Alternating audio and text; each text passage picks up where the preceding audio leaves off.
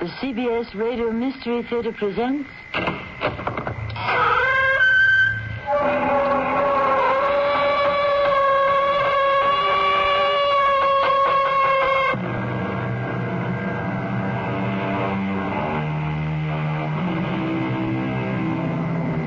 Welcome.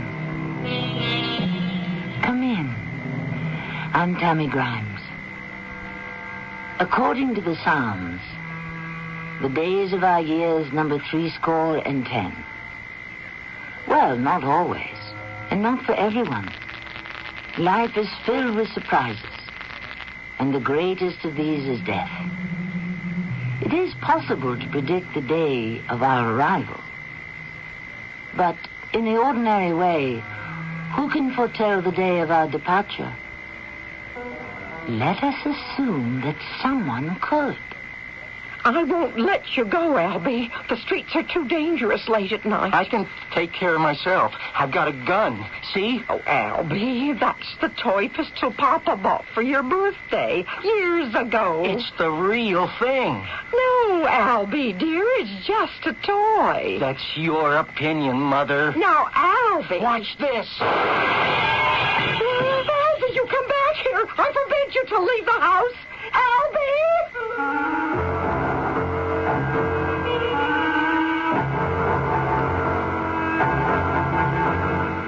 Our mystery drama, Tony's Market, was written especially for the Mystery Theater by Sam Dan and stars Earl Hammond and Bob Caliban.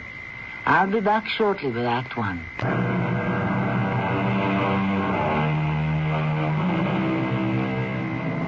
It is 11 o'clock on the night of July the 2nd. 3 people are in Tony's Market, one of those little superettes or convenience stores that stays open till all hours. There's Tony himself, middle-aged, balding, good-natured. Mrs. Cordelia Tanner, a rather plump lady of nearly 40. And Mr. Joseph Dacey, an elderly but extremely dignified-looking gentleman. Tony grins at his 2 customers. Yeah, I guess the 2 of you are the last of the Mohicans for the night. But Tony is wrong. Here comes another customer, a young and intense-looking fellow named Albie Darrow. I want a quart of strawberry ice cream. Did you hear what I said? Oh, yeah, I heard you, but you have to wait your turn. I'm sorry. Well, what do you mean, you're sorry? Look, pal, I'm sorry for you. Why are you sorry for me? Because you ain't got no manners. All the rest of you. You sorry for me, too? You only think you're sorry. I'll give you something to really be sorry about. He's gonna go! Oh, please don't!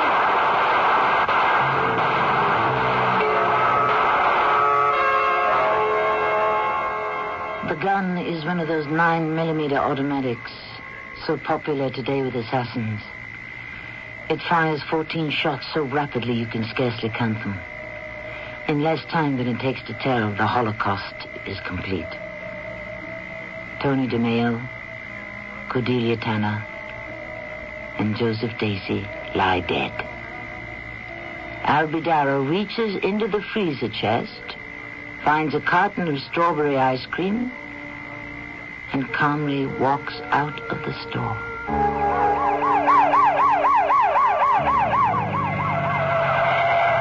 But a police cruiser, attracted by the noise, pulls up. Albie Darrow inserts a new clip and opens fire. The police are prepared for him. They can and do shoot back. Now, Albie Darrow lies dead on the sidewalk. His blood forms a darkening pool on the pavement. Crushed beneath his body, the ice cream beginning to melt oozes slowly from the crushed carton. And even the police officers, accustomed as they are to scenes of carnage, are visibly shaken. The 3 of them in the store and him on the street. How did it happen? What made each of them come to this place at this time so that all of them would have to die here together? What do you think, Harry? What's there to think about, Jack? Write it up. It's all over. Yes, it's all over. It is now just another chapter in the book of violence that is rapidly becoming a bestseller all over the world. But why was this one written? What brought each of them to this place at this time? To die here tonight? What if we were to begin our story at 10 p.m. instead of 11 on the night of July the 2nd?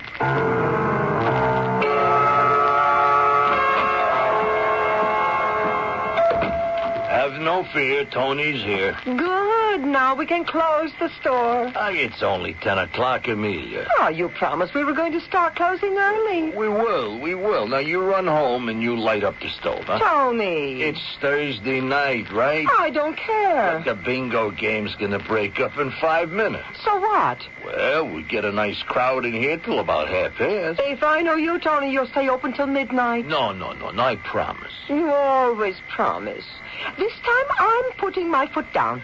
Sell the place. And then? Travel. Where? All over the world. Why? See the people. You want to see people? Look out the window. Oh, these are different kinds of people. People are alike no matter where you go. That isn't true. Tony, let's go to Italy. Italy. Your old man and my old man, they should rest in peace. They couldn't wait to get out of Italy. Well, that's because they were poor and starving. But we're rich. What do you mean, rich? We got a couple of bucks, that's all. We've got more than enough, Tony. You've worked hard. You call this hard work? Your old man broke his back in a steel mill. My old man had to breathe black dust in a coal mine. Now that's work. Me? What do I do? None. That isn't true, Tony. The dairy guy comes in, he packs the refrigerator, and so do the meat guys, and the bread guys, and the canned goods guys, all the rest of them. They're in here every single day, keeping the shelves full up. And then the customers do the rest. They pick off what they want, they bring it up to the register. I put it in a bag, I take their money, and I say, goodbye now, this is work. Tony, we never went anywhere. We never did anything. We've never spent a nickel on ourselves. I want to start living right now, before it's too late. I mean it. Okay. Right now, go home. Put up some lasagna. Tony, you weren't paying attention to me. I was, Amelia. I was. But it's like these athletes, you know. If they stop the grind, all of a sudden they get heart attacks. They die. They got to taper off. You know what I mean? Yeah, you're right, Amelia. You're right. But I just can't quit cold. You know, we'll break away, but kind of gradual. Okay. But gradual has got to start right now. And so this is the last night you stay open late, huh? Understand? Yeah. This is my last night.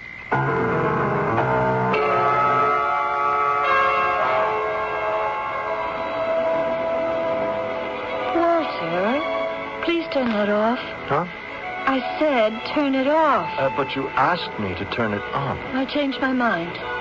Well, I believe that's a woman's privilege. A woman has no privileges. Oh, now, Cordelia. A woman has only illusions. Well, perhaps that's what all of us have, the illusion of privilege.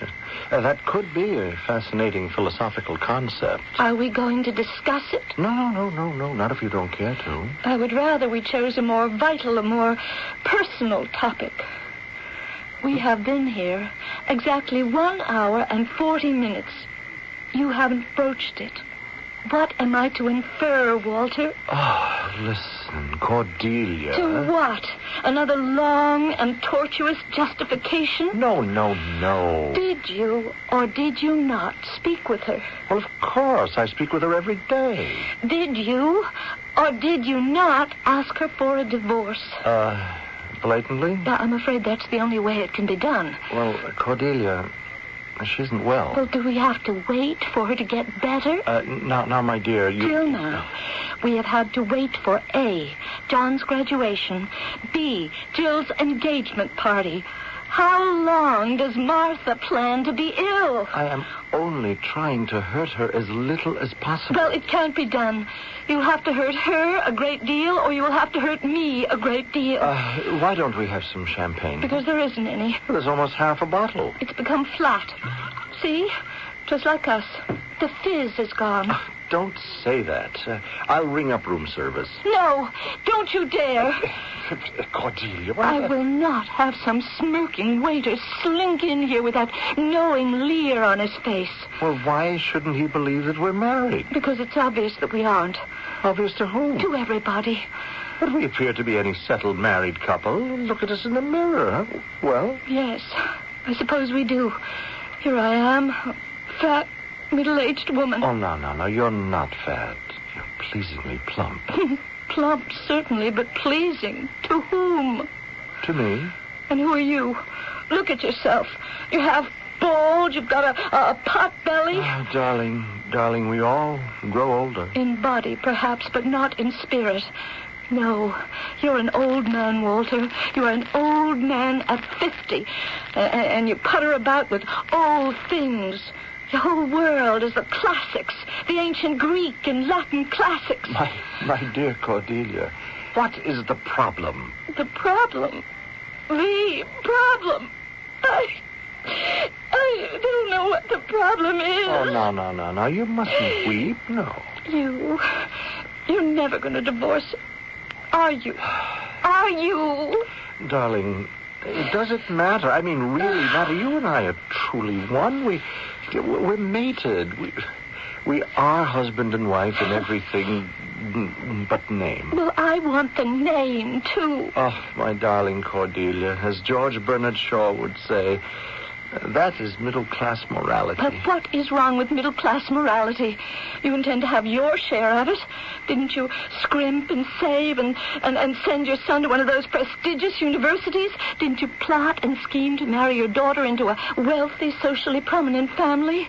Well, why can't I enjoy some nice, comfortable, middle-class morality, too? Oh, you know, darling, there's the most hilarious comedy on television tonight. No, really, it will make you feel so much better, really. I don't have to turn on the TV to see a comedy. I only have to look at you and me. Well, Walter, the joke is over. The joke? Yes. The joke we've been playing on ourselves. You know, I actually thought you would leave her for me. But why should you? Martha and I, we're so much alike. She's fat and 40, and so am I. What did you see in me anyhow, Walter? Darling, what is wrong with you this evening? Nothing.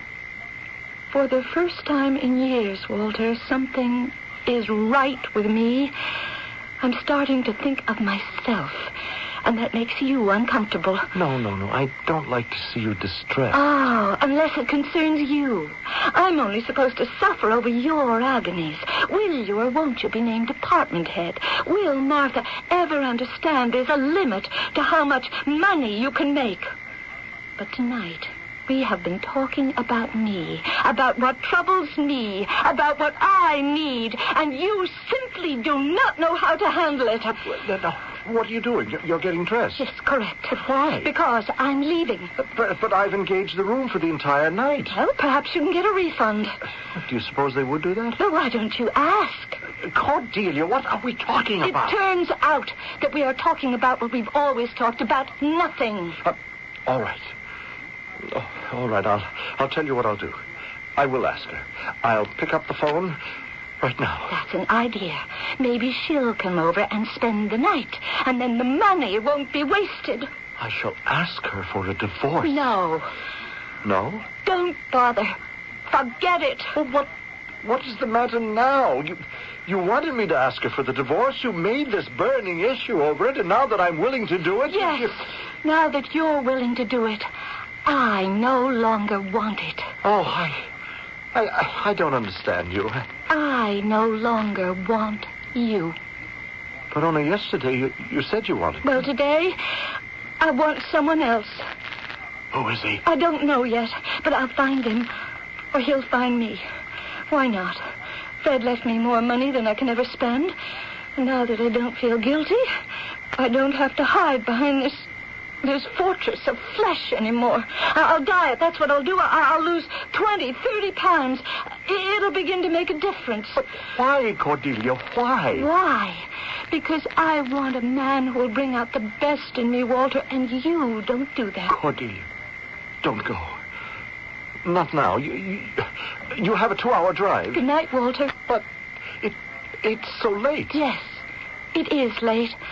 I only hope it's not too late. But we already know the answer to that.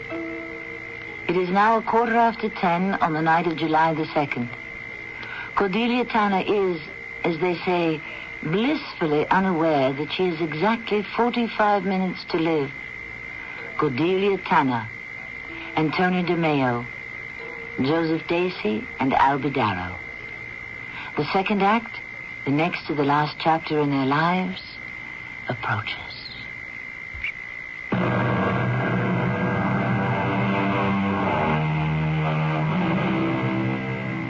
Because I could not stop for death, he kindly stopped for me. The carriage held but just ourselves and immortality. The words are by Miss Emily Dickinson. They describe so many of us who go about our all-consuming mortal affairs. And, in particular, the 4 main characters in our story. The carriage will stop for each of them within the hour. Hey, hold it, Harry. Okay, Jack.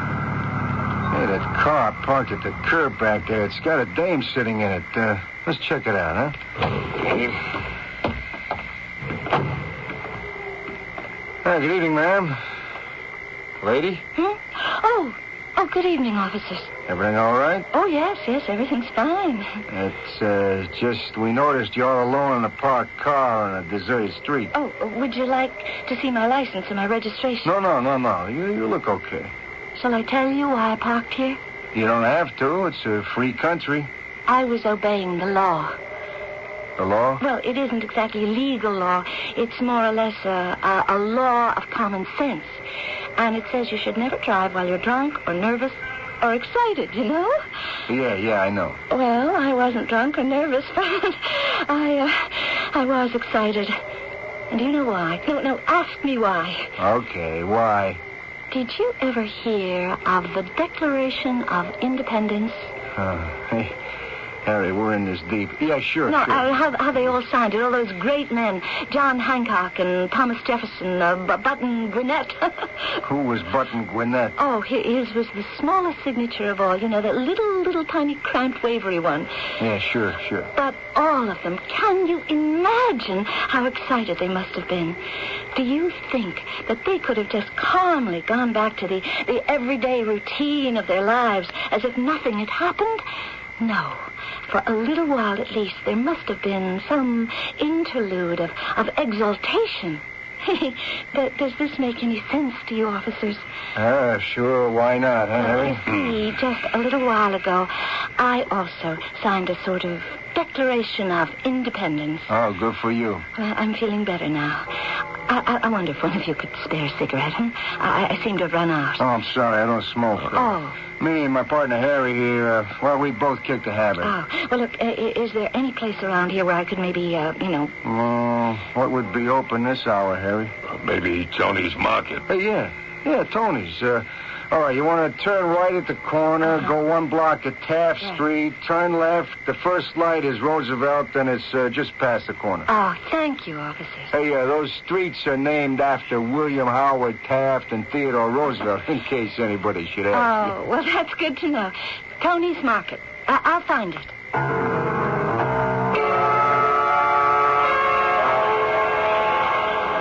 Will Mr. and Mrs. Wilson report to information desk? Hello, Russ, darling. I'm at the airport. Yeah, I've just landed. No, dear. I haven't cast the part yet. But maybe I can find a stage actor, Russ. Do you have any idea? Transnational Flight 6 to Fort Lauderdale in Miami is No, dear. None of those names appeal to me. I want someone with great presence and a voice. Someone who can put fire and style into the part. And I intend to hold out till I find Will him. Miss Leona Cromwell please report to the information Oh, wait a minute. center? Wait. Russ, darling, I want to listen to something. Now, just hold the phone, Russ. Mr. George Hendricks, please report to the operations office. Russ, I may have found him. I'll call you later.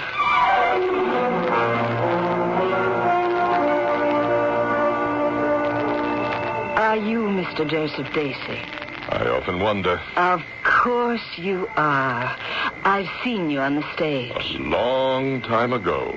They said you'd be here on your break. You're looking for me? Yes. And now that you found me... My name is Thea Louise Miller. Yes, I know. You do? Who wouldn't recognize the celebrated Thea Louise Miller? Oh. The hottest young filmmaker in Hollywood? That word hottest, of course, is not mine. Well, I'm not really young anymore either. You have retired from the theater. We're surrounded by quite a bit of theater here, Miss Miller. And I'm constantly reading lines. Many of them are charged with more real drama than anything that's spoken from the stage these days. Would you consider coming back? Would I consider coming back to do a play? A motion picture. Well, I would have to read the script, of course. Of course. Now, what am I saying? You're actually offering me a part? Yes, in my new film. Well, this isn't a joke, No, is it? it's a very strong character part. Well, listen, I don't mind auditioning. No, you don't have to. You already have the part. I've got the part? Mm-hmm. Well, I can't believe it. Mr. Dacey, what happened? What happened? To you.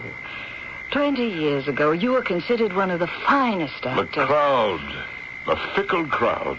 It elevates us to the skies for reasons we can never fully understand, and then it consigns us to the depths, also for reasons that are beyond comprehension. But you were so well known, so great. Well, we grow older, the world changes. There are new names, new faces. I want you for my picture. You can have me, my dear Miss Miller.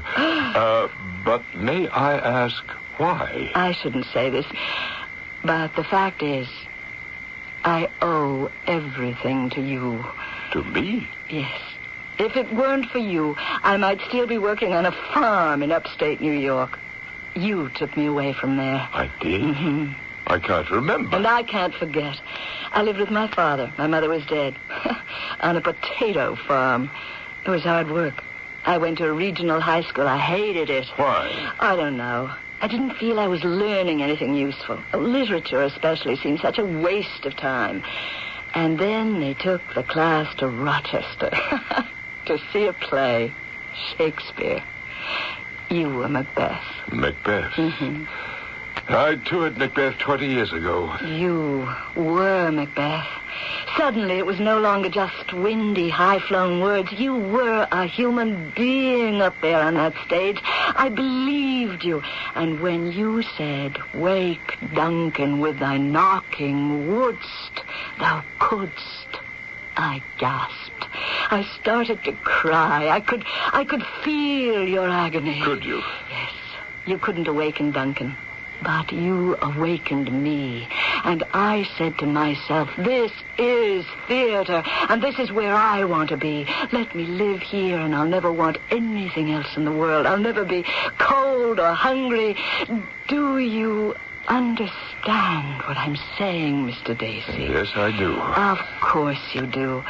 I've traveled a long way, but without you, I never would have taken that first step. You are actually offering me a job. I thought that was understood. And it isn't out of a sense of gratitude. I simply could not get anyone better, or even as good. I haven't been on a stage or in front of a camera in over 15 years. But I'm ready. I'm always ready. I know. Are you free to meet me tomorrow morning at the Hotel Royale for breakfast? I believe so. The lawyer will join us later to work out the contract. And I want us to spend our time talking about the script. Very good. Well, till tomorrow. Till tomorrow. Good night, Mr. Dacey. Good night, Miss Miller.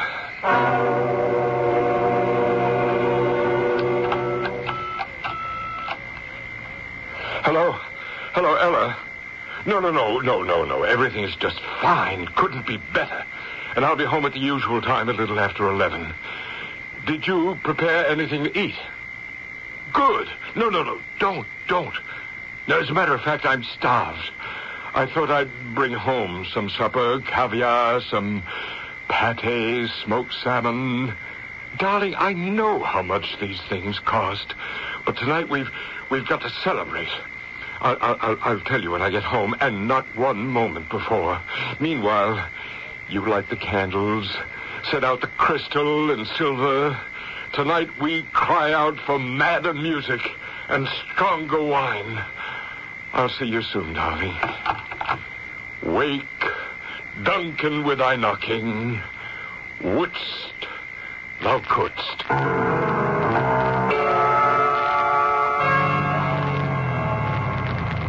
Tony's Market. And he's open. Oh, but luck. Upon such sacrifices, my dear Cordelia, the gods themselves throw incense. Are you talking to me? No, madam. I was speaking to Cordelia. Oh, well, my name is Cordelia. Is it really? Well, actually, I was King Lear speaking to his Cordelia. Do you often do this sort of thing? As often as I can persuade a theatrical manager to employ me. Oh, you're an actor. Yes, madam. And a hungry actor. Therefore, if Tony's is also your destination, and it appears to be open, after you. Thank you. Good evening, sir. Do I have time to browse a bit, or are you in a hurry to close? Well, as long as I got a customer in the store, I'm open. What can I do for you, lady? I would like some cigarettes. What kind? Oh, whatever's closest at hand. But you gotta like one brand better. Well, since you don't have the one I prefer, it really doesn't matter what you sell me. And why do you think I don't have the one you prefer? Well, because I don't see it on the rack. Well, if you don't see what you want, just ask for it. Well, in the first place, these are very esoteric cigarettes. I order them from an export-import firm downtown. Well, go ahead. Tell me more. I'll take anything. But why don't you just give me... Look, I want to give you what you want. Huh? Now, go ahead. Let me hear. Well, they're made with an odd but pleasant flavor. They're a bit smaller than average, and they come from Spain. But you see, they aren't too well known. Yeah. You mean pequeños, huh? Oh... How did you know? Well, that's a long story. You'll find them on the bottom. Oh, well, I don't think I see... Oh, yeah. They're all gone from there. Look, I got a couple of cartons in the storeroom. You got a minute? Oh, certainly. All right, I'll be right back. I have plenty of time.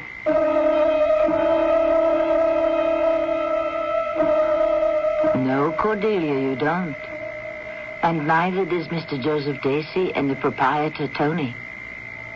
The three of you have so little time left. If only you had stopped smoking, Cordelia. If only you would not have had something to celebrate, Mr. Dacey. Neither of you would have been here. And Tony would have closed his store and gone home. But in that case, we should not have had a third act. Or even a first or a second. I shall return with the conclusion of our story shortly.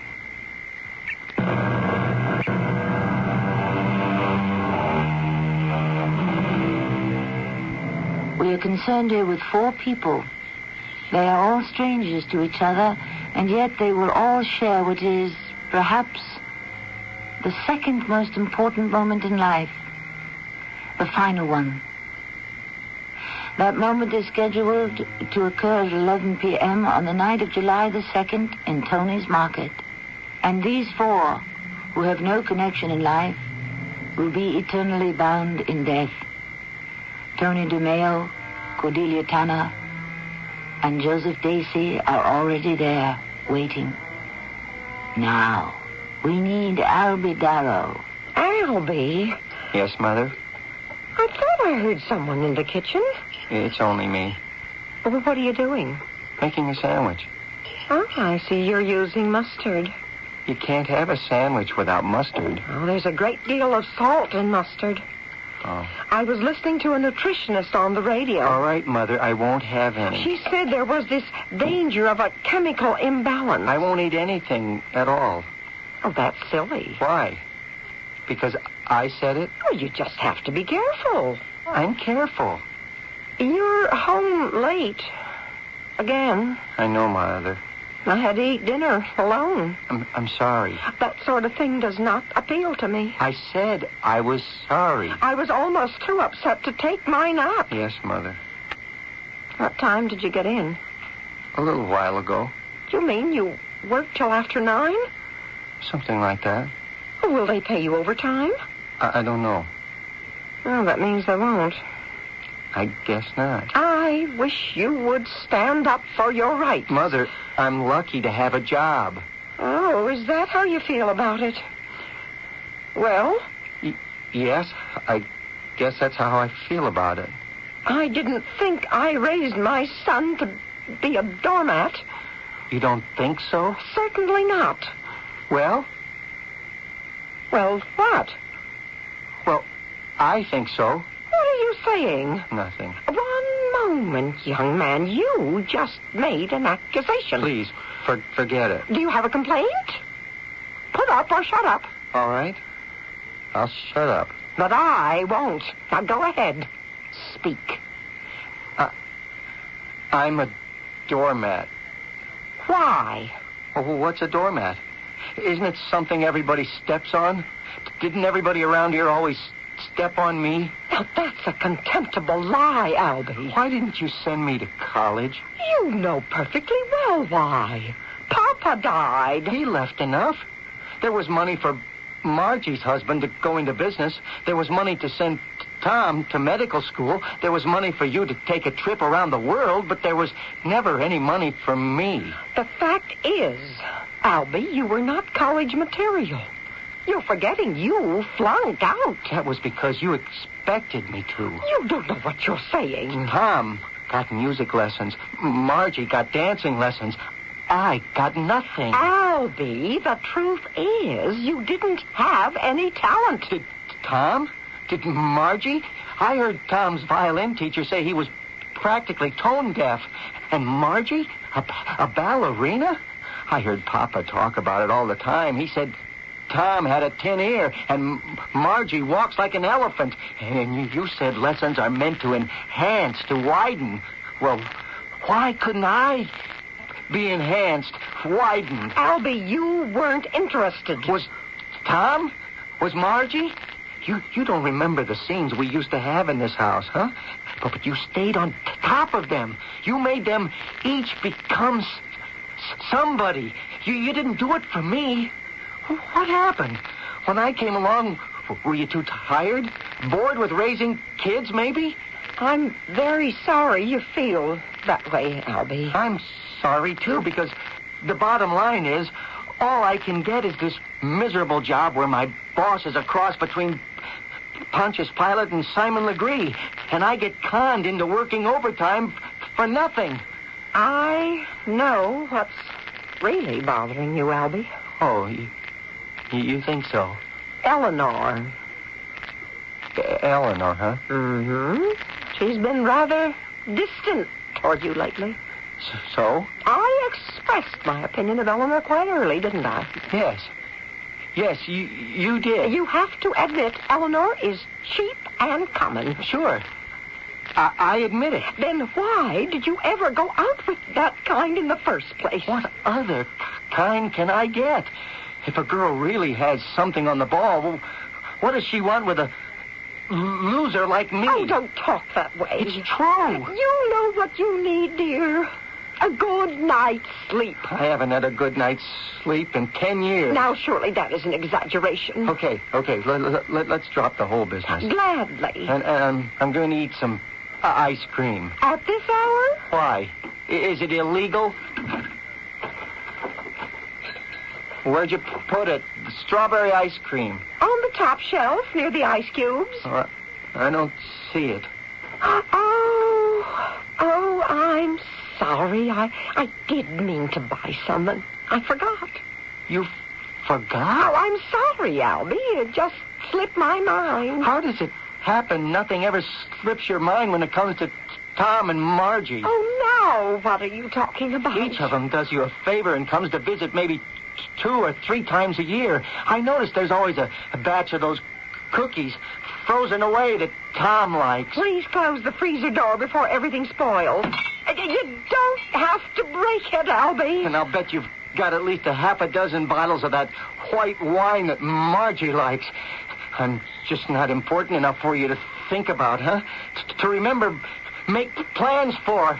And I never was. You're blowing this thing up out of all proportion. I want some strawberry ice cream. We don't have any. But I am going to have some. Be reasonable. Be reasonable. If I had a nickel for every time you or Papa ever said that to me, I'd be a millionaire. All right, I'm being reasonable. What am I asking for, huh? Strawberry ice cream. I break my back at a miserable job all day, and I never have $1 I can call my own. You simply do not know how to handle money. I'm never going to do anything, go anywhere, be anybody. Okay, I accept it. Do you understand? I accept it. All I ask is, all I have the nerve to bother you about is some strawberry ice cream. You mean that's not being reasonable? I'm sorry, Albie. Don't say I'm sorry. That's what I always got from everybody in this house. That's what I get from everybody everywhere. I'm sorry, says my boss, but you have to work overtime. I'm sorry, says Eleanor, but I'm busy tonight. I'm sorry. I don't want to hear that again. Understand? All right, Albie, all right. I'm going out to get some strawberry ice cream. At this hour? It's almost 11. I'm a big boy now, Mother. Well, the fact is, the way things are these days, the streets are no longer safe. Don't worry about it.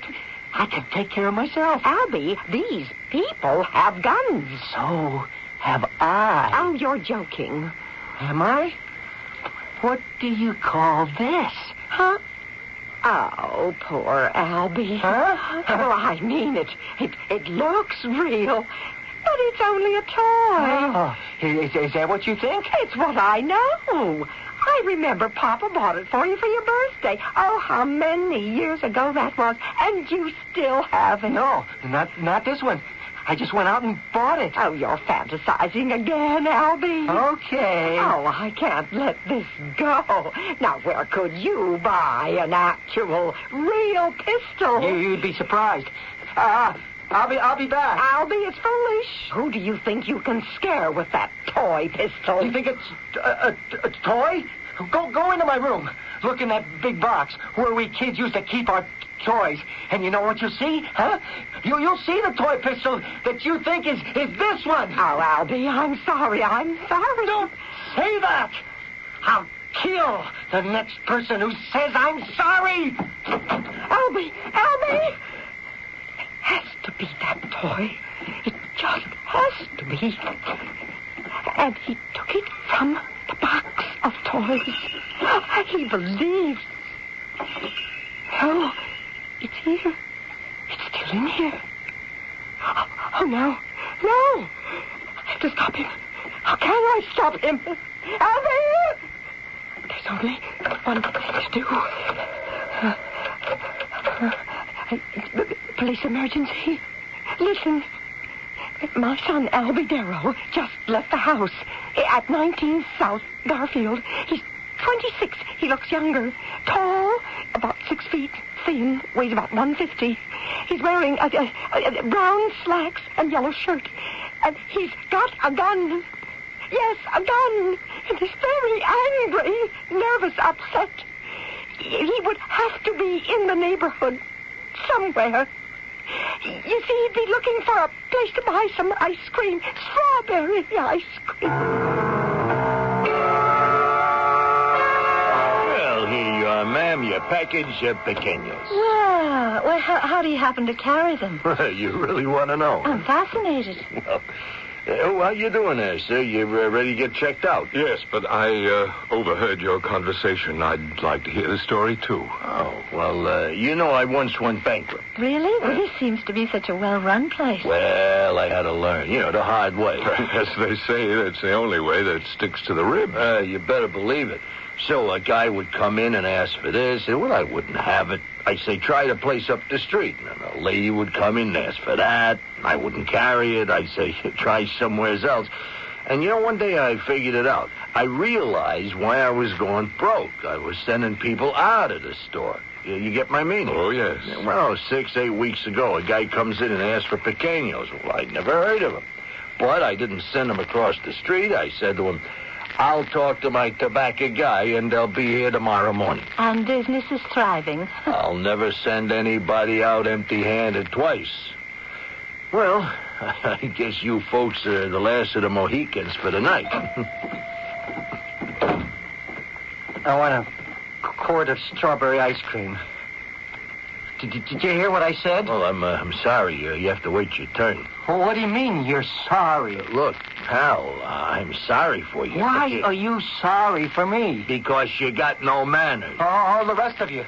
You sorry for me, too? You only think you're sorry. I'll give you something to really be sorry about. He's got to go! Leo, don't...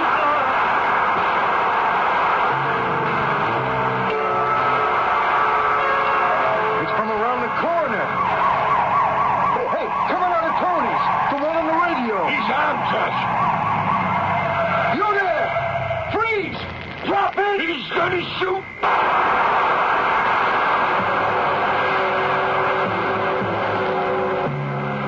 The three of them in the store and him on the street. How did it happen, Harry? What made each of them come to this place at this time so that all of them would have to die here together? What do you think, Harry? Well, what's there to think about, Jack? Just write it up. Write it up. It's all over.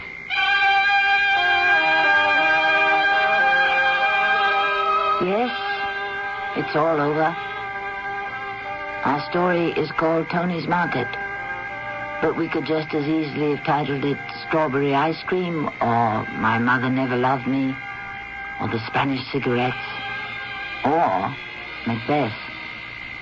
The possibilities are limitless, because the causative factors, as the psychologists like to say, are endless. Little things, little events, ancient grievances and grudges, or even gratitudes. Suddenly they surface, and we live, or we die. I shall return shortly.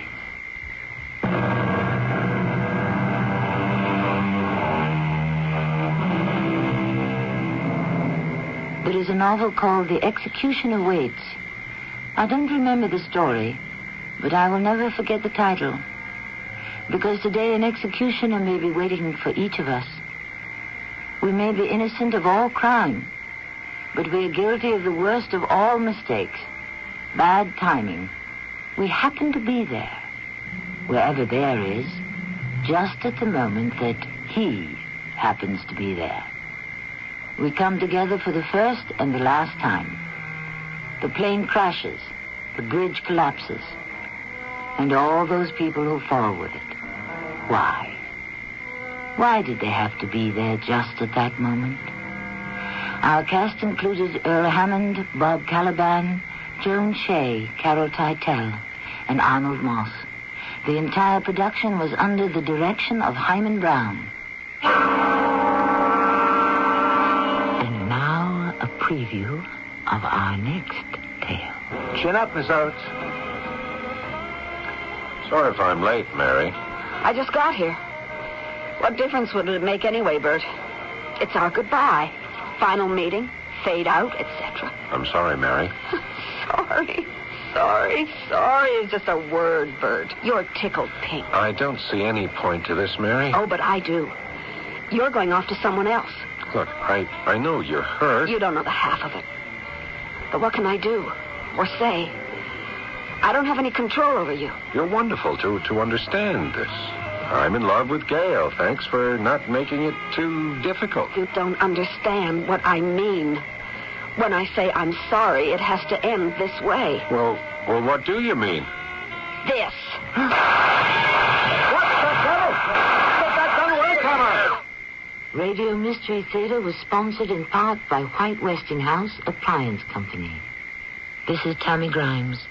inviting you to return to our Mystery Theater for another adventure in the macabre. Until next time, pleasant dreams.